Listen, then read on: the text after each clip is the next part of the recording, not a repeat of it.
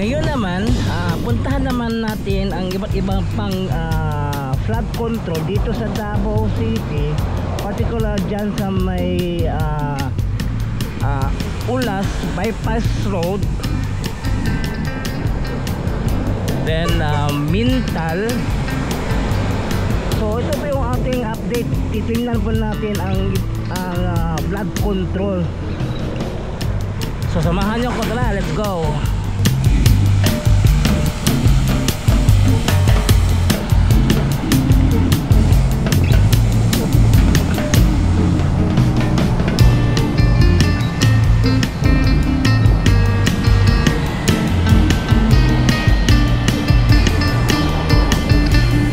안녕하세요 여러분, 잘 지냈어요? 먹고 싶어 행복해서. Welcome to my channel Crispy Core TV. Please subscribe, like and share. So ngayon punta tayo sa Ulas Bypass Road. Tingnan natin ang flood control. Then sa may Mintal, update po tayo, part 3. Tara, let's go.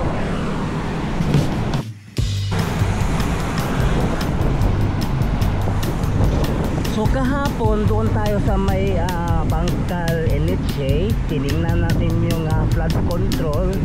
Then dyan sa may Punta Dumalag, sa tabi ng mataas na tulay dyan sa Davao Coastal Road.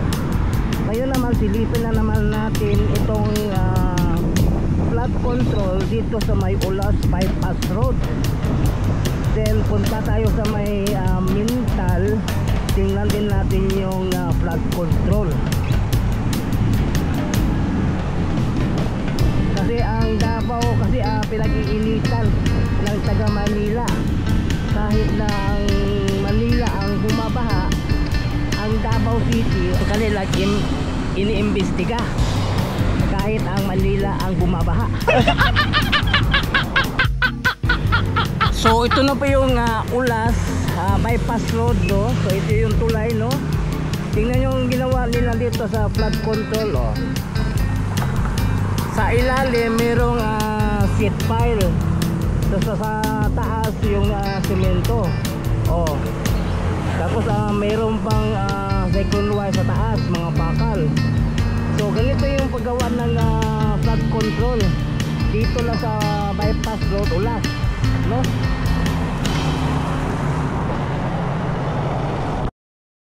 At ito naman yung flood control dito sa kabila. Oo.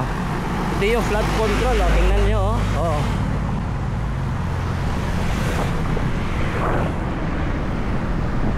At meron pang walk-in.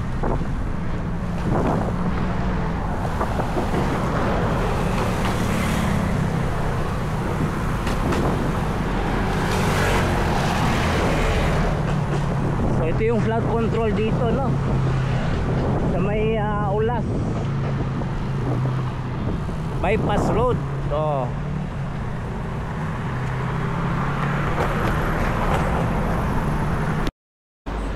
So ito yung flood control dito sa may Ulas Bypass Road. So tingnan nyo, ang ganda ng pagkagawa ng flood control. So hindi kinulang yung mga semento, no? So ganito yung paggawa, pulido yung paggagawa ng flood control dito. Maya tingnan natin sa aerial na. So ito yung flood control dito, oh. Ang ganda tingnan, oh, very strong, maganda, oh. So ito yung pulidong yung ginawa ng flood control. O Tungkoy, ano masasabi mo dito sa flood control? Ang maingon na ako, pero okay ha. Pero nindota, okay kayo. Galing lang ang taga Manila ang gibahaan. Daba may noon manggisgot ang giimbestigahan. Ang nga tuwanan nyo, mga ipit-ipit man to sila ang liba. Tanawa, oh. Maudod no, Tungkoy, no? So ito yung flood control dito sa may Ulas Bypass Road. So nandito na po tayo sa bahagi ng Mintal, no? So ito yung galing ng Mintal. Ito yung paakyat ng Mintal Dika. So ito yung bypass road dito, no, palabas ng Bukidnon Road. So ito yung flood control dito. Tingnan nyo, oh. So ito yung flood control. At napansin ko dito sa flood control dito sa Mintal, no, merong siyang guhit. Pag ang sapa tumaas yung level yung tubig, merong tutunog yung alarm nila dito. Ibig sabihin yung baha dumarating na. So yung mga tao dito maaalarma kasi tutunog yung alarm. Meron din itong alarm doon sa may San Rafael Bridge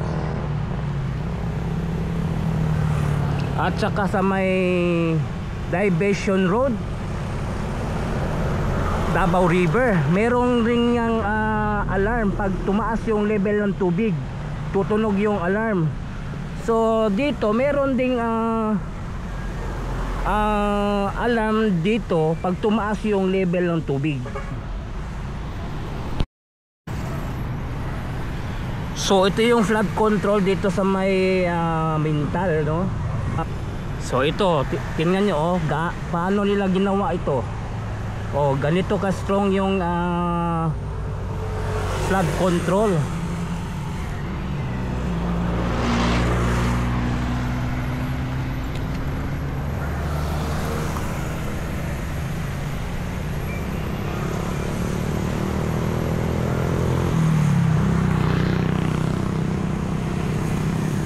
So dito kayo sa Davao mag-iimbestiga kahit nasa Manila yung bumabaha. So mapapahiya kayo kung dito kayo mag-iimbestiga.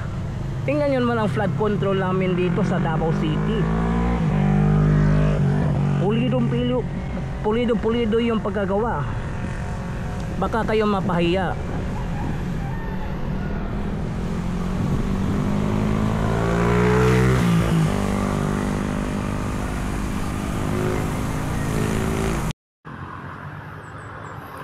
So ito yung flood control dito sa Mintal. So nakikita ninyo, ito yung flood control, ang tibay, Saan kayo makakita ng ganitong flood control? Mataas ito. Sintaas ng height ng mga 6-footer na tao. Ang taas ng flood control na ginawa dito. Dongkoy, ano masasabi mo sa flood control ng Davao dito sa may Mintal? Apiting okay ha. Nindot kayo tanawaw. Di mauwawan. Di mo mag-imbestiga tanawa. Kasi mga mapaulam ba yung ulam. Ang ninyo nyo Davao man nyo igimbestigahan bisag ang Manila og mudagabaha. Ang ninyo lo. Bitaw, no, Dongkoy, tanawa. So ito yung flood control dito sa Mintal Dika. So mag-imbestiga kayo dito sa Davao City. Tingnan nyo, baka kayo ang mapaya.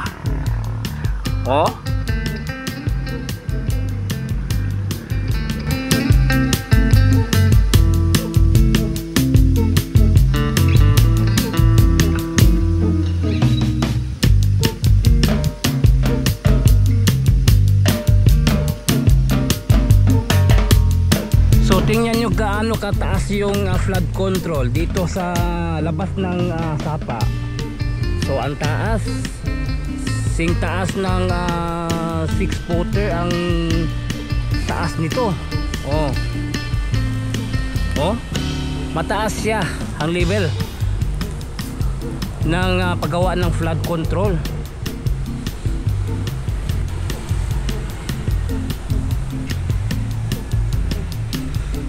So ganito yung paggawa, matibay, mataas yung level ng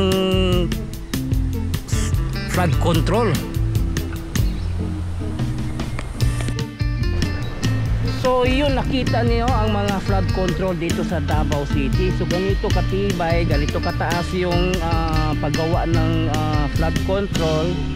Labas sa sapa dito sa outside, no, 6-footer ang taas ang level ng paggawa ng flood control. So yun, hanggang dito lang yung update natin. Please subscribe to my channel, Chris Picor TV. I-follow po na nga ako ang Facebook page, Chris Picor FB.